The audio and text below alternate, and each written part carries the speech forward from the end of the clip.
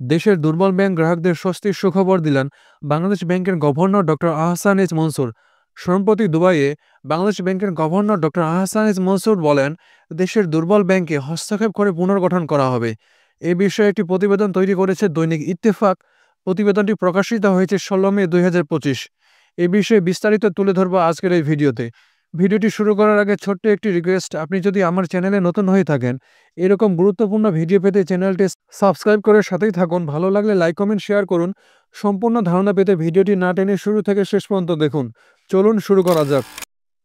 প্রতিবেদনের শুরুতে বলা হয়েছে, বাংলাদেশ ব্যাংকের গভর্নর ডক্টর আহসানিজ মনসুর বলেছেন, দেশের দুর্বল ব্যাংকগুলোই সরকারি হস্তক্ষেপের কথা ভাবছে অন্তর্বর্তী সরকার। ব্যাংকিং ব্যবস্থাকে সবল করতে দুর্বল সরকারি ও বাণিজ্যিক ব্যাংকগুলোকে সরকারিকরণ করা হতে পারে। প্রয়োজনে সরকার থেকে ব্যাংকগুলোকে নতুন করে মূলধন দিয়ে পুনর্গঠনও করা হতে পারে। বৃহস্পতিবার 15 মে রাতে দুবাইয়ে প্রবাসীদের সঙ্গে এক মতবিনিময় সভায় তিনি এসব কথা বলেন। যৌথভাবে এ সভার আয়োজন করে জনতা ব্যাংক ও ইসলামী ব্যাংক। সংযুক্ত আরব আমিরাত সফরে বাংলাদেশ ব্যাংকের গভর্নর দেশটির কয়েকটি ব্যাংকের শীর্ষ কর্মকর্তাদের সঙ্গে বৈঠক করেন। আহসানিজ মনসুর বলেন, দুর্বল ব্যাংকগুলোর ক্ষেত্রে আগের যে মালিকানা আছে সেগুলো থাকবে না। আমরা সেখানে হস্তক্ষেপ করে পুনর্গঠন করব। তবে কোনো আমানতকারী টাকা হারাবে না। আমানতকারী চিন্তিত হওয়ার কিছুই নেই। সবার স্বার্থ দেখা হবে, কাউকে বাদ দেওয়া হবে না।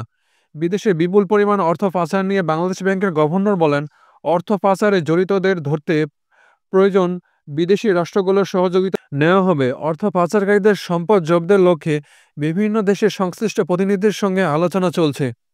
সভায় মধ্যপ্রাচ্যের অন্যান্য দেশের তুলনায় সাম্প্রতিক বছরগুলোয় সর্বাধিক রেমিটেন্স পাঠানোয় আমিরাত প্রবাসীদের সাধুবাদ জানান দেশটিতে নিযুক্ত বাংলাদেশ রাষ্ট্রদূত তারেক আহমেদ। সাধারণ কর্মীদের বৈধ পথে আরও বেশি রেমিটেন্স পাঠাতে উৎসাহিত করতে ফি কমানোর বিষয়ে জোর দেন কনসাল জেনারেল মোহাম্মদ রাশেদুজ্জামান। অনুষ্ঠানে আমিরাতের বিভিন্ন প্রদেশে জনতা ব্যাংকের নতুন 13টি বুথ স্থাপনের ঘোষণা দেন জনতা ব্যাংকের চেয়ারম্যান এম ফজলুর রহমান।